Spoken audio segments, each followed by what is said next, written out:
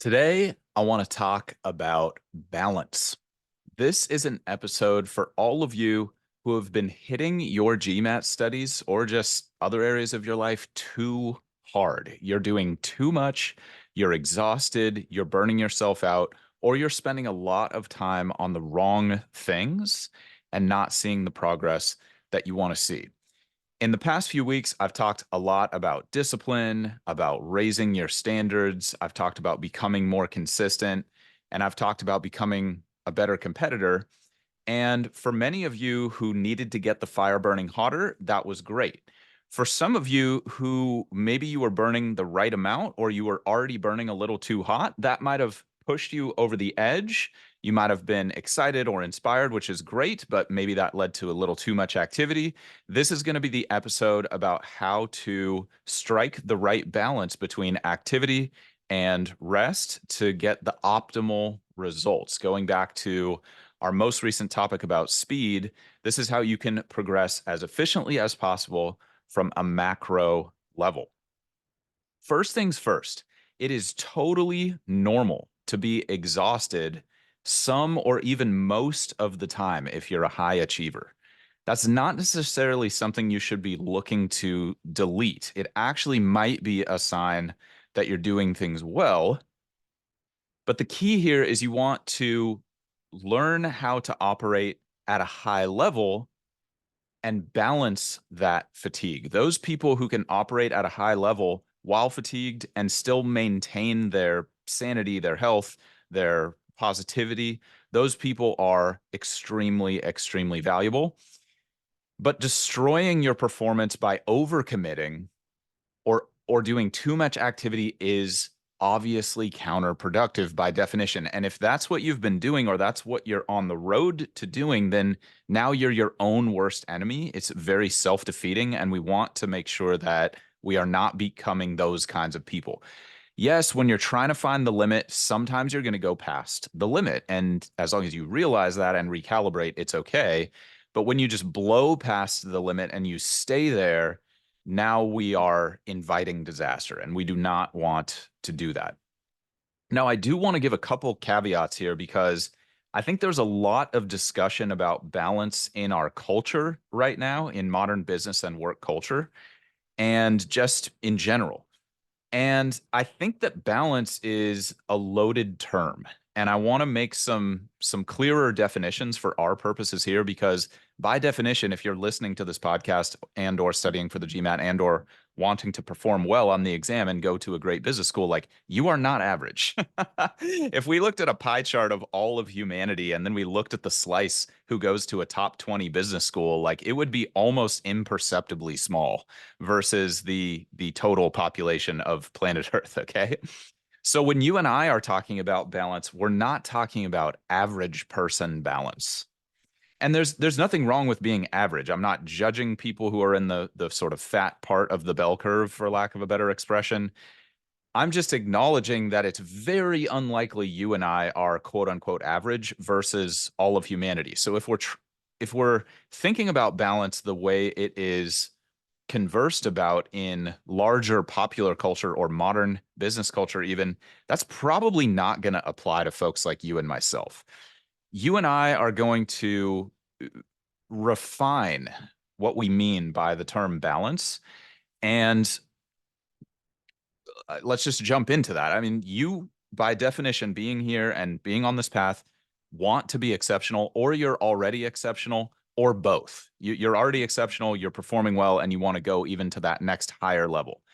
By definition, exceptional means you're not normal. You're different, okay? And that's a good thing, but it also means that your balance point is probably going to be very different than a quote unquote normal or average person. So when you and I talk about being balanced, if a normal person looked at my schedule, they would like probably cry. I mean, it would be so painful. And I'm guessing many of you can relate to that. Like I it's funny, I'll just tell this quick anecdote. A few years back, I was at a 4th of July event. We were camping out. It was beautiful scenery, just like great times. And I was talking to somebody about some of the things I was up to in my workout routine. And I just visibly saw her face contort in pain when I was describing what I was doing. And she was just like, why? I mean, I remember the program. Sorry, I remember the moment so clearly. It was so interesting to me. And my guess is a lot of you can relate. And maybe not all of you, but a lot of you can relate. And that's why I'm making this episode right now, because you and I are just wired differently, or we have elevated ourselves to valuing productivity and valuing getting things done and valuing achievement much higher than the quote unquote typical or average person would. There's nothing right or wrong about that. It's not like a moral high ground, low ground thing. It's none of that. It's just acknowledging the facts of the situation. Like when I tell you that story, I'm not trying to posture or brag or anything like that. I'm just telling you how it goes so that we are in the same universe for this conversation about balance. Because to me, engaging with that workout program that was painful for this other person even to think about. She hadn't even done anything that I was talking about what I was doing. But even to think about it, it was painful for her. If that's the thing you're engaging in, for me, that was me being balanced. I wanted a workout program that was like that because it matches the rest of my lifestyle. And if I had been doing something less intense, then I would have felt unbalanced. All right. So, what I'm trying to say is your and my balance point might look totally unbalanced to the typical person. And that's something that I would recommend you just make your peace with right now, if that resonates with you. If it doesn't, that's fine. Like all the advice I'm about to give to all of you will apply no matter where you are on the spectrum of intensity. But if you happen to be that person whose default mode is maybe doing a little too much, maybe overcommitting, maybe a little bit of an addiction to achievement, maybe not an unhealthy addiction, hopefully, but like want to keep growing. Um, it's good to just accept that. But it's also good to accept that finding your personal balance point is still going to be crucial for success. Because again, none of you are surprised when I talk about going over the line, burning out, and having that be counterproductive. You have probably all experienced that. And you might be struggling with that right now because you want to be great at work and great in your personal relationships and great with your fitness routine and great at the GMAT all at the same time yesterday, already having it all done and moving on to the next thing. Okay. And I feel that way a lot of the time, everybody. I don't know if I've reflected on it deeply enough to say that I'm in that state of mind 100% of the time, but let's put it this way. I'm deeply familiar with that state, and hopefully that's already obvious based on what I am sharing and the fact that I am talking to you about this right now. All right. So yes, your and my balance point is likely to be totally different, super extreme compared to the average person, but it is still crucial for your and my success to develop the right balance point for you personally, for me personally, so that I can get optimal results. So where does that leave us? Once we accept that, you can understand something that one of my great coaches used to say a lot. And he says the great of the greats know when to turn it off and when to turn it on. And this is someone who worked with Michael Jordan at the peak of his career for 15 years. This is a person who definitely understands greatness. And I've been very, very fortunate to work with him in a very limited capacity. I'm not like personal friends with this person or something, but I've done coaching with him, gotten feedback. He's extremely knowledgeable about peak performance. So this isn't just something that I made up. All right. This is deeply validated. And I'll share a story that he used to share quite a bit in a sec that sort of like shows the level that he has been operating on for a long time. So coming back to this idea of knowing when to turn it on versus when to turn it off, understanding that and developing that skill set usually takes longer than we would like it to. There's a lot of experimentation that has to happen for you to know where the limit is.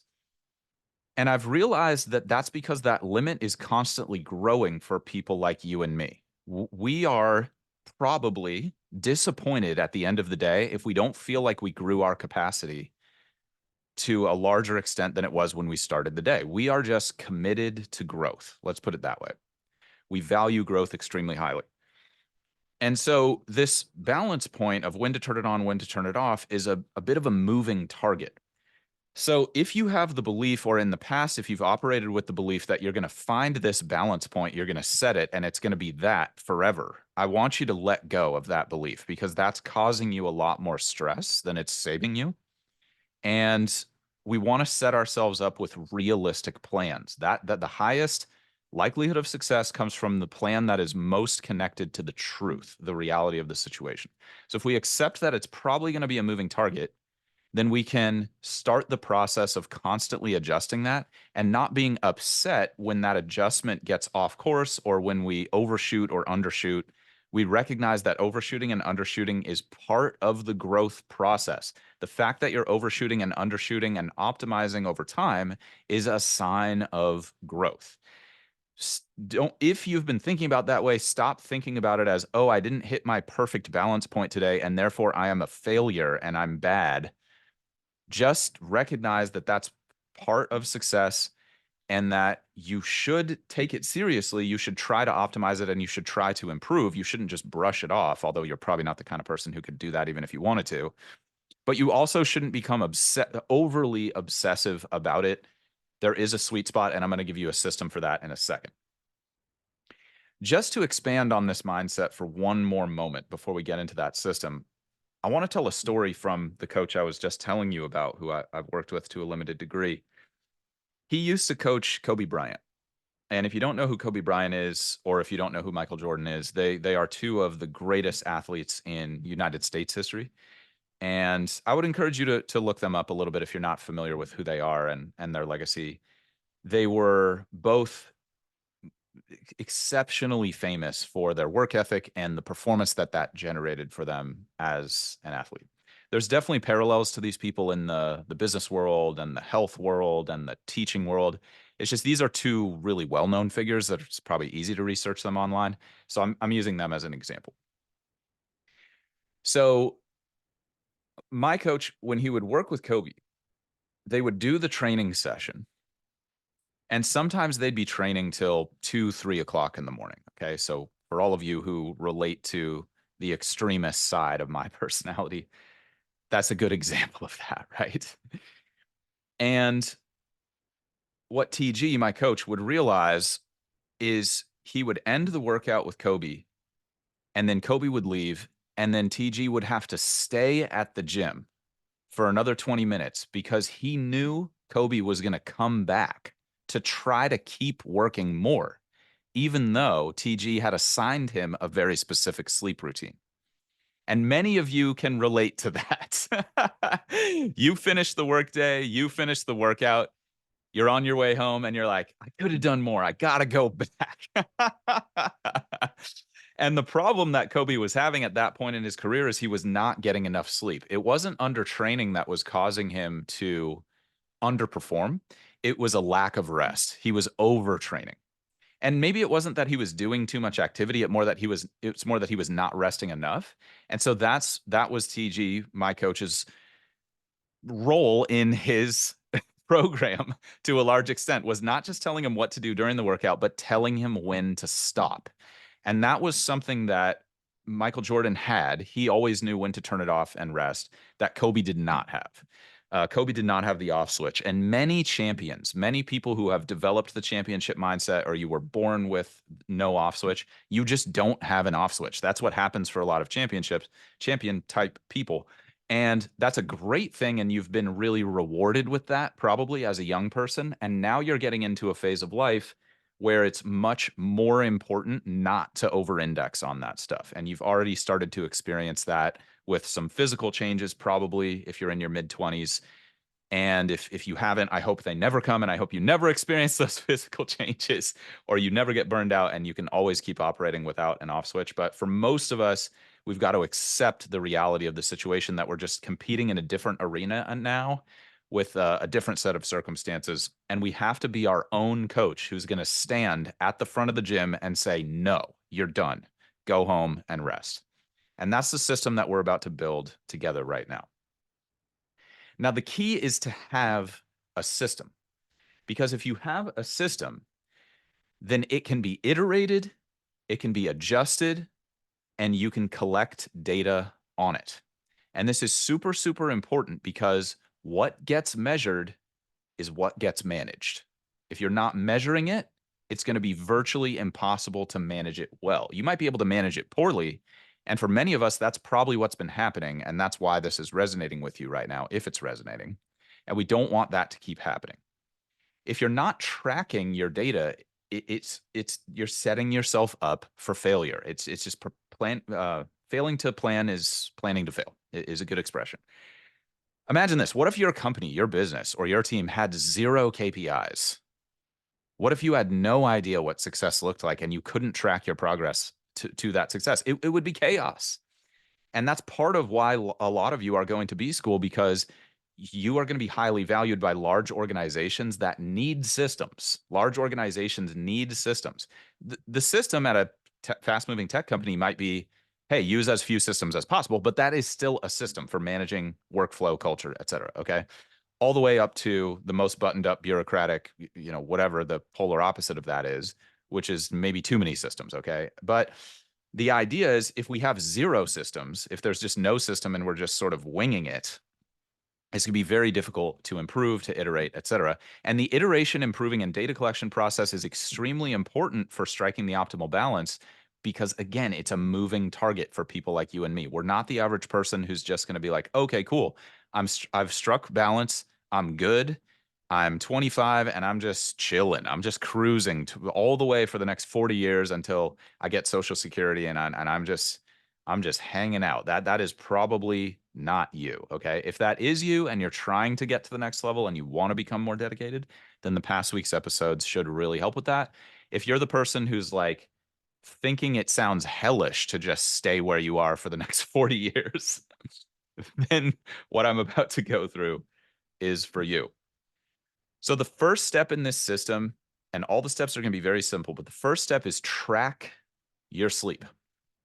Don't worry if your sleep is good, bad, enough sleep, too much sleep. Don't be trying to optimize yet, or like spending 6 hours on YouTube listening to all the talking heads about the latest theory in sleep. There's nothing wrong with that. I'm telling you, don't do that right now as the first step. The first step is to just track, just start collecting data. Then you can diagnose it and improve over time based on real data points, real numbers, not just based on how you feel. Now, how you feel is an important data point for sleep, for sure. And I would encourage you to come up with qualitative data points that you can use to track. So something like, I felt like a 7 out of 10 when I got out of bed this morning, or I felt like a 10 out of 10 when I got out of bed this morning. I would definitely encourage you to come up with those data points and assign them every day if you are not doing that already. But the idea is to develop a system that's functional, and then you can iterate and improve that system over time, and then you can iterate and improve your techniques over time. And it's going to be a lifelong issue. If you're dedicated to being a top performer, you're probably never going to be fully satisfied with your sleep routine. There's always going to be the next thing that you're going to want to try. And so as long as you have a tracking system for it, that will work out in your favor. If you don't have a tracking system, then you might just be hopping from fad to fad to fad to fad, which is very counterproductive in my experience. You don't want that. So if you're already tracking, that's great. Just make sure that your sleep is like an 8 out of 10 or better 80% of the time. It's very unlikely it's going to be perfect. For those of you who are working in super demanding jobs, it might just be all bets are off Monday to Friday or Monday to Saturday, and then you catch up on other days. Again, we don't need perfection. We just need to track it. You just need to know where you're starting so you can make a 1% improvement, a 2% improvement, and let that 1 to 2% compound over time. You sleep every day. So if you got a 1% improvement in your sleep, let's say once a week for the rest of your life, the compounding on that would be insane. Like you would be 37 times better at sleeping after a decade. Okay. It's just a massive, massive slope. So in terms of tracking, there's an unreal amount of wearable tech. If you're listening to this, you probably have some kind of smart device that you can use to track. If you don't know where to begin with this, then get a free phone app called Sleep Cycle. If you want some paid products, I would look into some wearable tech. There's great rings, there's great watches. Just test out the things that you think are going to be best for you and don't be afraid to iterate. I've tested almost every type of wearable tech that I'm aware of, and I've come to figure out a system that works for me personally, and you should do the same. Some of you have that's that on the sleep front. Just track it. That's what I'm telling you to do. If you start tracking and you don't stop tracking, you will be good in terms of sleep and the first cornerstone to this balance that you and I are creating together right now. All right? That's it. You just got to keep tracking your sleep until you're dead. Now, some of you have very persistent sleep issues, and that's a specialized case. None of this is medical or psychiatric advice. And so if that's you, you have very persistent sleep issues, just get the best professional help that you can possibly afford and go with that. Don't worry if you have to go through 10 sleep coaches. Go through 10, pick the best out of those 10, and don't give up on yourself just because you've struggled to sleep well in the past. It's a constant thing. It sucks. Life is definitely not fair in terms of genetics or situations that we're all born into. In fact, it's quite unfair in many regards. And so you might have gotten dealt a bad hand in terms of genetics or past trauma, whatever, in terms of your sleep. And that's just something that you need to deal with. And just know that all of our weaknesses can eventually be turned into strengths if we acknowledge them and we stop judging them. And instead, we just get to work on addressing them, facing the brutal facts of reality. This is one of the brutal facts of your reality. If you just face it and start the process of iterating it and improving it and getting help and not just trying to fix it on your own completely with no advice from top professionals, you will improve or at least be able to just let go of it and say, hey, this is the best it's going to get. And I'm moving on to the next thing. All right. But I just want to acknowledge, some of you definitely have specific issues with sleep that make it harder than normal. And that's okay. You can do this. Number one, track your sleep. That's the first part of our system for creating balance. Just track it. I don't care if it's good, bad, ugly yet. By tracking it, it will automatically improve. You are an optimizer. You can't help it. It's fine. Number two, track your diet. Just have a record of what you ate. Don't judge yourself. Don't worry about it. Don't worry about if your diet's good, bad, terrible, amazing, freakish. It does not matter. You just need to have a record where you can open up your phone or your computer and look back 3 months and be like, on April 9th, 2024, I ate blank. Okay, just have a record of it. There's plenty of tools for this. Some of the ones that I've found to be the best for folks is one called MyFitnessPal. And then there's another one called Fat Secret. I personally prefer Fat Secret for a couple reasons, but there's no right or wrong with this.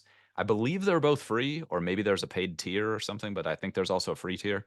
It doesn't have to be something you spend a ton of time on. It could be just a couple minutes a day after every meal. Just ballpark it. You don't need to carry a food scale with you when you go out to eat. If you're the obsessive bodybuilding lifestyle person, you probably already carry the food scale with you 100% of the time, but don't worry about that. Just get as close as you can so that you have a reasonable record. And again, the most important thing today is that you have a system by the time you go to bed tonight where you're tracking your sleep, you're tracking your diet. It doesn't have to be perfect. You're going to iterate the system over time, and the best system for you is going to change over time. I did MyFitnessPal for 5 years.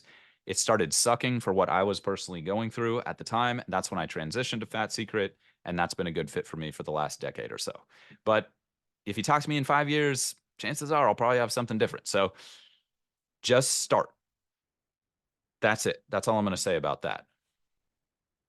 Third, track your exercise. Just have a log of what you did and how long you did it. Be able to look back 3 months from now at today and be like, cool, I did this many reps, this many sets, or this number of calories on the treadmill, whatever your thing is. I don't know, this number of spin classes. Just track what you did and how long you did it. There's plenty of apps, bands, watches. Like I said, the smart tech thing, if you've gotten into the sleep tracker, then you're going to have the exercise tracker bundled with that.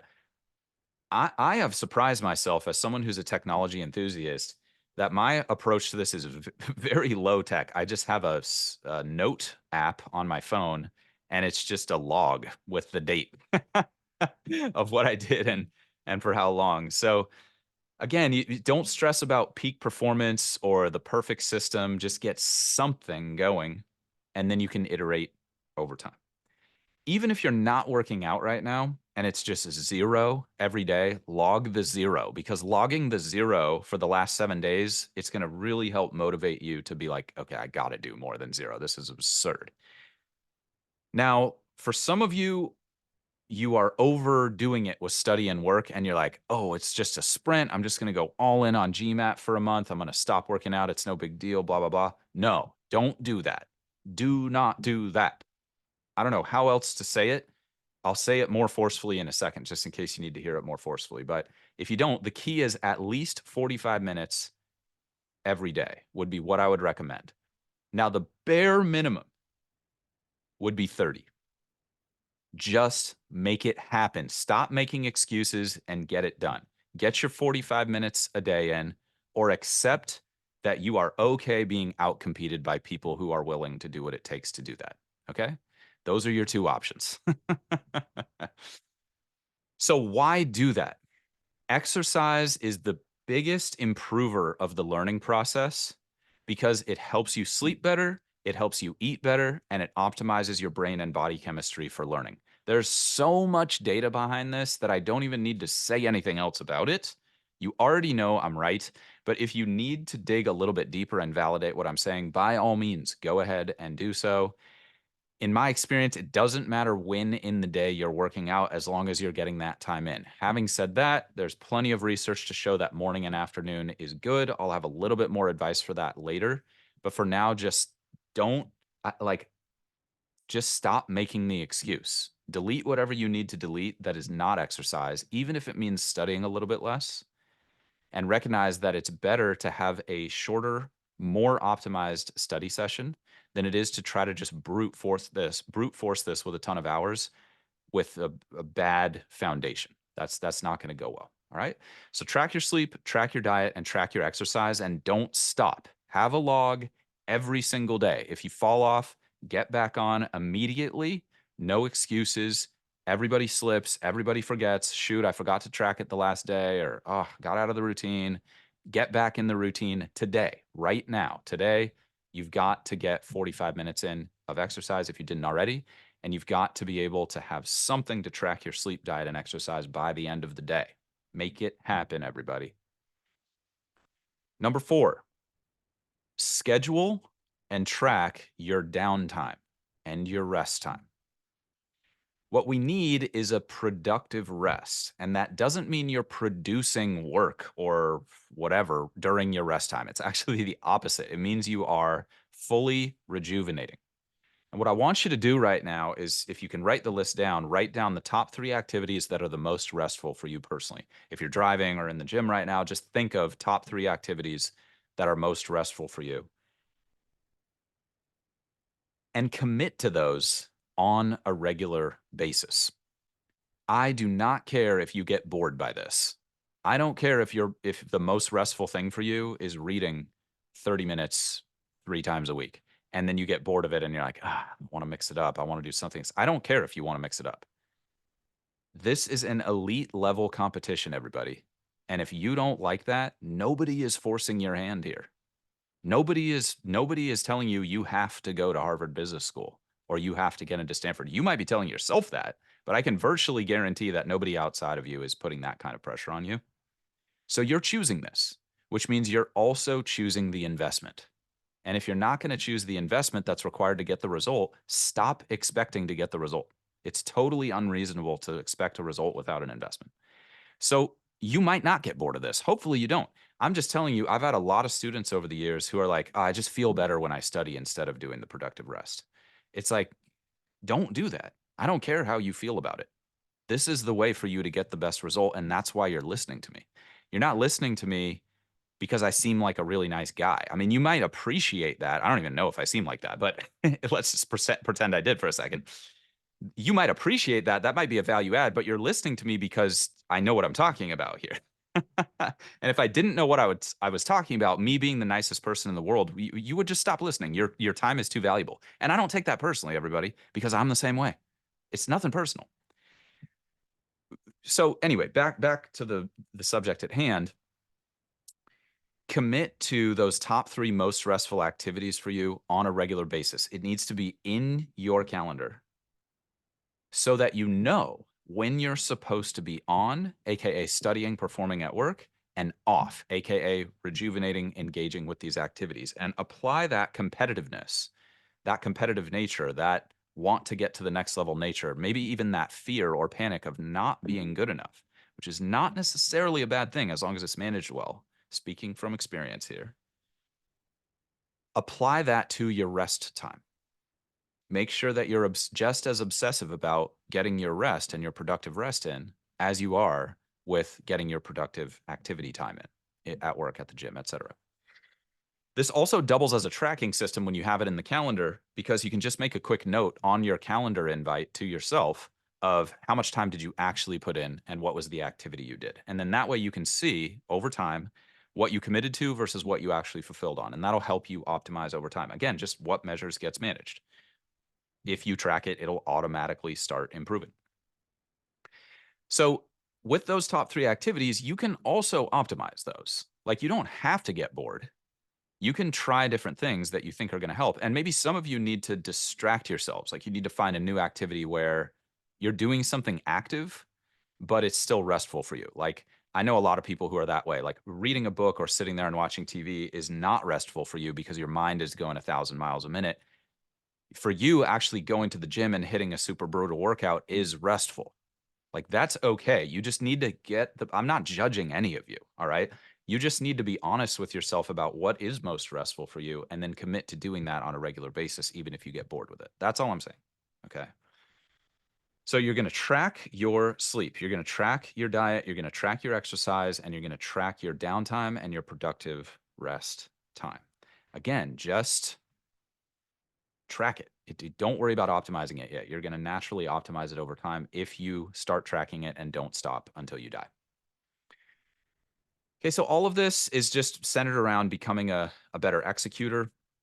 And that's something that you probably don't struggle with if you're listening to this and it's resonating with you. But if you do struggle with execution, or you've been winging your rest time, even though your other productive time is super structured, and then your rest time is just getting crushed and it's not prioritized, that's not the path to elite performance. Okay.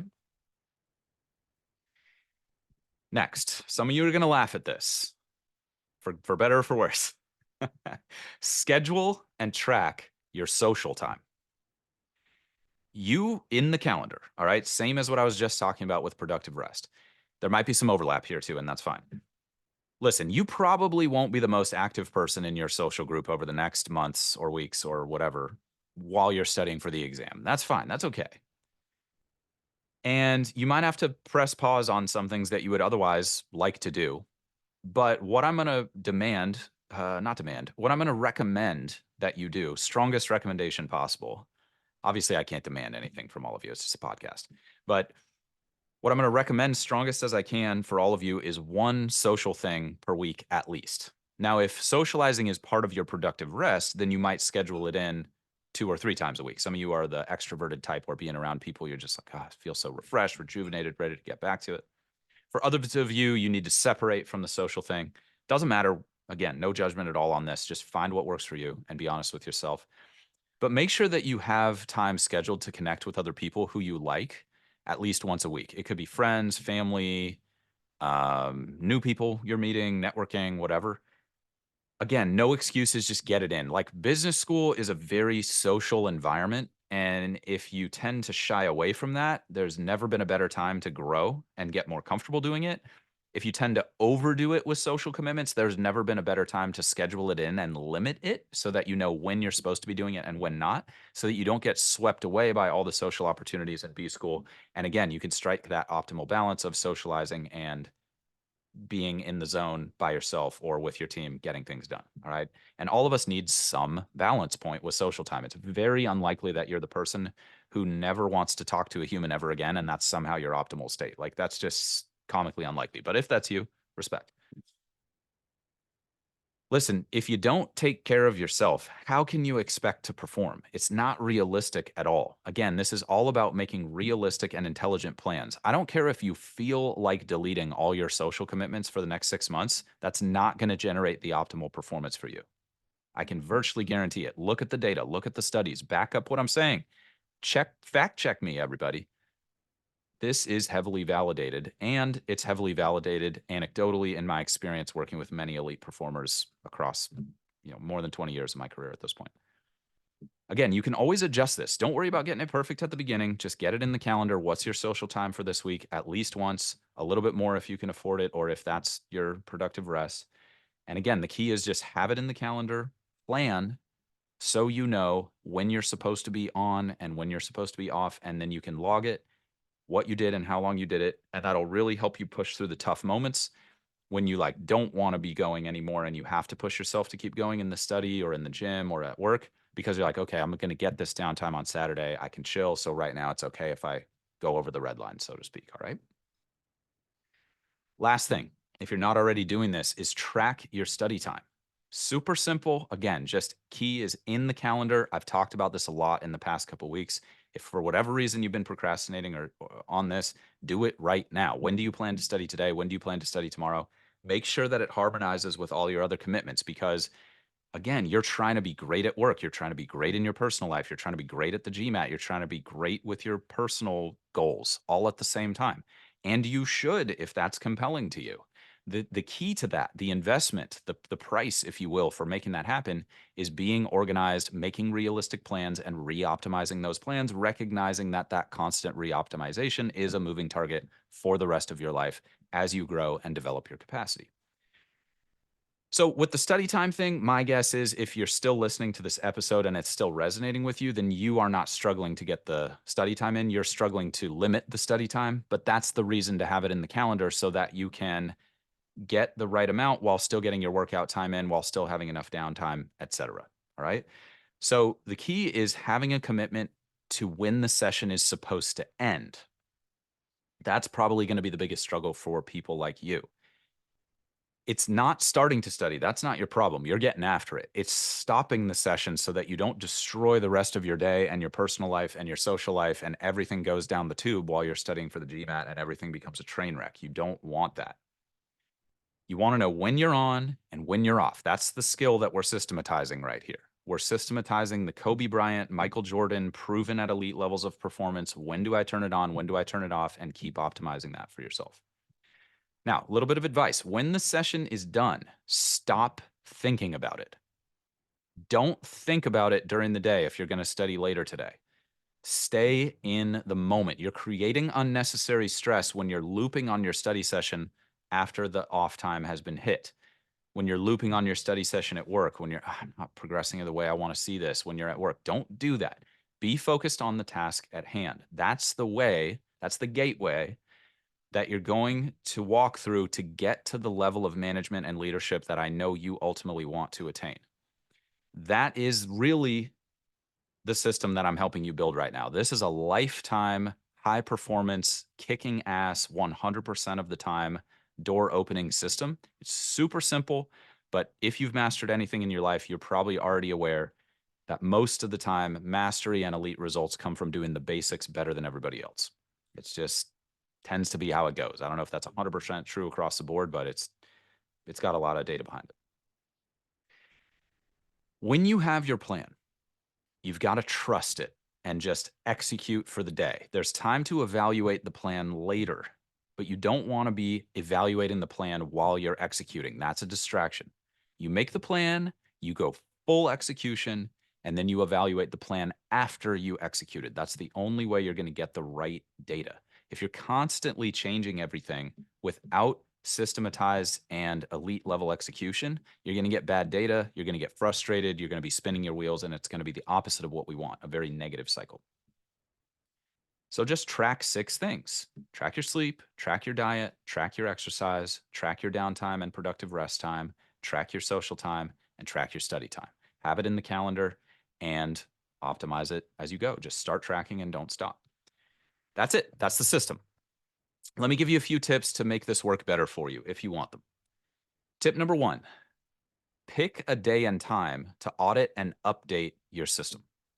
So this is what I was just talking about a moment ago. Don't be auditing the system while you're doing it. Be executing while you're doing it. Put faith in the plan, and then you can optimize the plan later. Something on the weekend is usually good, or it could be Monday mornings for you, or Friday afternoons for you, or wherever you're going to be able to grab, let's say, 1 to 10 minutes. Doesn't have to be a lot of time to just pick up the calendar, look at your scoreboard, so to speak, of how you're spending your time and your energy, and do a little bit of reoptimization. Okay, how's my sleep score this week? Should I do more or less this coming week? How's my productivity score? Should I do more or less? How was my exercise? More or less? And just have that on a regular time as part of your regular routine. And this will help you adjust and iterate just more efficiently, basically. Again, just going back to this analogy I used earlier, like how would you feel if the CEO of your company that you're working in right now was just like, "Oh, our system, whatever, we'll just figure it out later. Let's just wing it in the meantime." Nothing about that is confidence inspiring. All right. We don't want to be those people. We want to be the person with the plan, the leader, the person who's in charge, where everybody looks to you and you're like, all right, we're going to do this. And everybody's like, wow, that sounds right. Let's go. And the key with that is you don't need the perfect plan.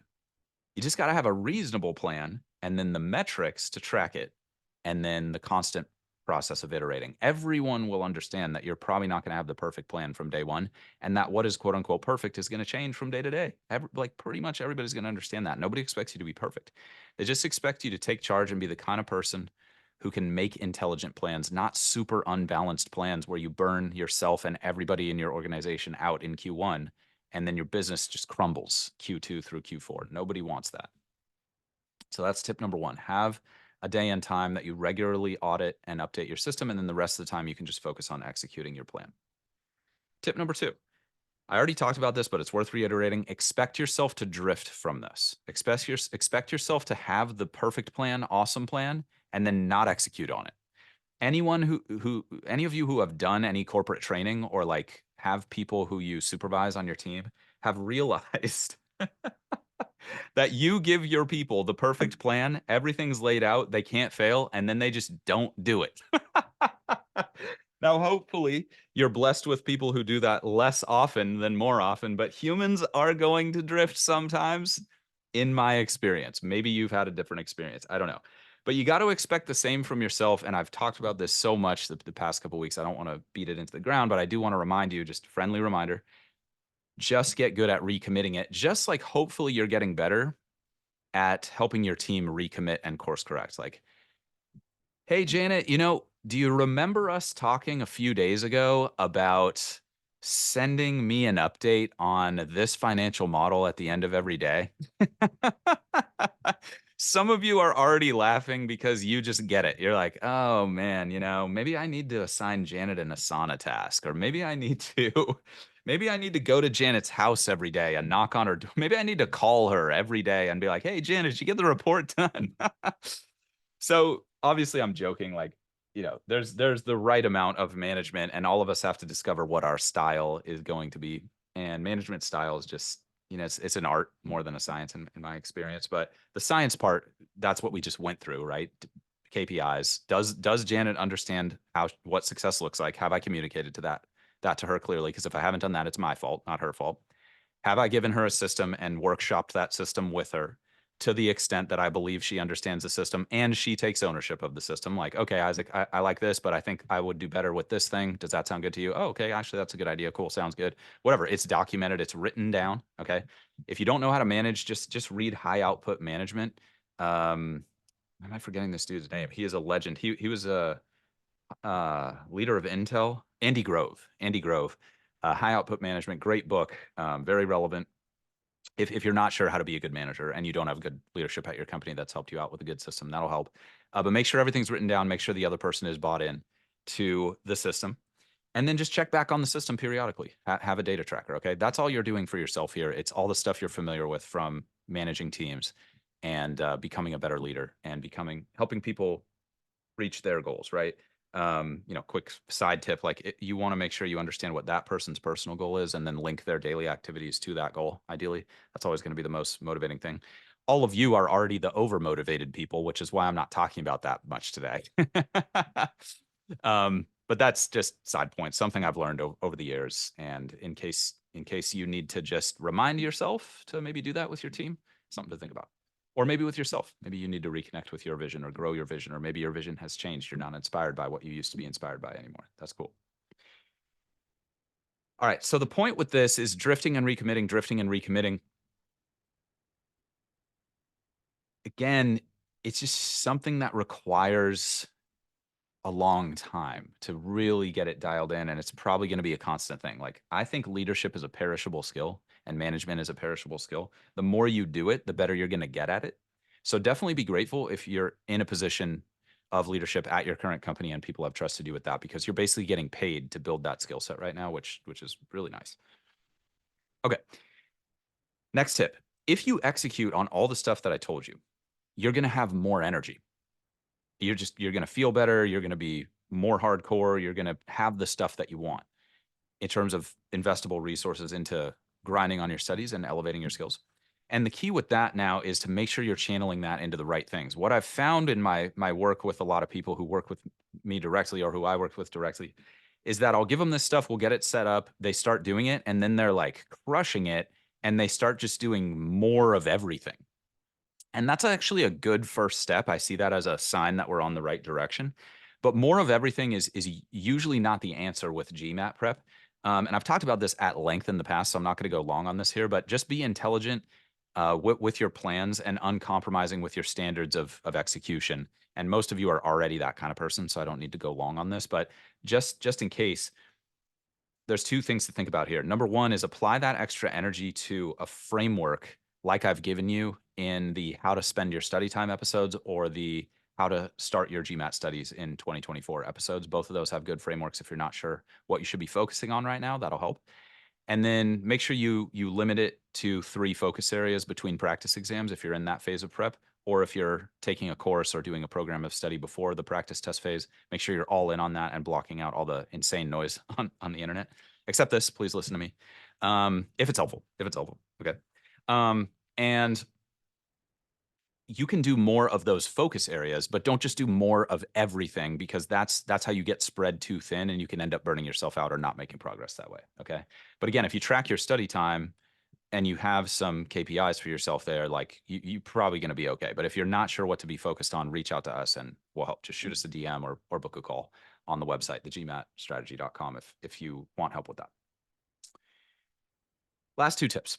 Number 1, if you need more help and you're struggling with this on your own, get a coach, get a professional. I already talked about this before. Plenty of high performers at your job probably will mentor you for free and they'll be happy to. Like, you don't even necessarily need to invest or pay anybody. Take advantage of that. Find top performers in your network or get into networking groups where there are top performers and just chop it up with these people. Have casual conversations with them and see what kind of stuff they're into. Share what you're up to. Workshop it together. There's, optimizers love to talk optimization with other optimizers. Usually, some people are the cold stone killers, and that's cool. There's those people are great. It's just they're not as outgoing, and like that just is what it is. Like it takes all kinds of people to make the world awesome. So no judgment. It's just like, find somebody else to workshop that with probably. Or if that's you, maybe it's time for you to get out of your shell a little bit and like maybe you can learn stuff from other people. But just find people you respect and admire. You don't just need to go talk to Joe whoever at the desk next to you. Find the people where you're like, man, that person's got X. Like that's pretty cool. Like maybe I can talk to them about how good they are at that. And that's going to be very validating for the other person and probably super helpful for you. Okay. So tap into that help. Again, if you need paid help, you probably know already, but if you're not sure if you need paid help, definitely get some paid help. And then that'll help you make that decision. Okay. So even if it costs money, it's totally worth it. Because again, this is a lifelong skill set that you're investing in right now. It's not just GMAT, although it'll super duper help with the GMAT. So that's that. Last tip. Some of you are studying full time. I've been working with a good number of people recently who are studying full time, and a couple tips that I've found to be helpful. They're kind of small, but they can make a big difference. Number 1, if you don't have a good pair of blue light blocking glasses, I would strongly recommend getting a pair. That doesn't have to be an expensive pair. You can just web search blue light glasses and find something that fits your budget and your style. And this is going to really help with eye fatigue when you're on the computer a lot of hours, which is what GMAT study often necessitates. So definitely get a pair of those and then put your computer in night shift 24 hours a day, 7 days a week. Night shift, just web search if you're not sure what that is. It changes the color tone of your computer screen so that it's less harsh on your eyes. And if you're putting a lot of computer time in, you might already be doing those things. But if you're not doing those two things, definitely experiment with them. Unless you're in the graphic design world and you have to have super accurate colors on your computer screen, you can always turn night shift off for a moment, get the colors right, and then turn it back on. And that'll really help with your eye fatigue and strain and just general physical fatigue. That'll really, really help. Again, just that 1% improvement will add up over the next weeks or months. That's tip one. And then tip number two, if you're studying full time, is have a consistent break schedule. What I typically recommend is a couple hours at the beginning of the day, then at least a 1 hour break, then a couple more hours, maybe late morning, then at least a 1 hour break, and then a couple hours afternoon, and then at least a 1 hour break, and then a couple hours, if you can stand it, in the evening. And that's been the best approach for full time study in my experience. Having said that, if you're just that rare person who's best, 8 hours in the seat at a time, like fine, but that's not typical. Definitely not typical. What I can also recommend if you're doing that full-time study is put your workout midday. I've found a lot of success with the midday workout if you're studying full-time. You wake up, you do your thing, you get a couple study sessions in, then in the afternoon where you're taking your natural circadian dip, your chemical dip, get a good workout in, get a break in, get some good food in, and then when you come back for your evening and afternoon study sessions, you'll probably feel much, much, much, much better. And it'll just help you stay consistent with all the stuff that I've been talking about today. That's it. That's your complete system plus a little extra secret sauce for you. I really hope that at least one of those things resonated with you, if not most or all.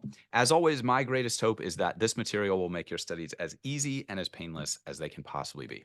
If you want more tips and strategies for optimizing your performance on the GMAT, head to our website, thegmatstrategy.com, and check out our free video presentation on how to reach your dream GMAT score in half the normal time. In the meantime, this is a weekly show, so please subscribe and please stay positive and stay consistent with your studies. I'll talk to you all soon.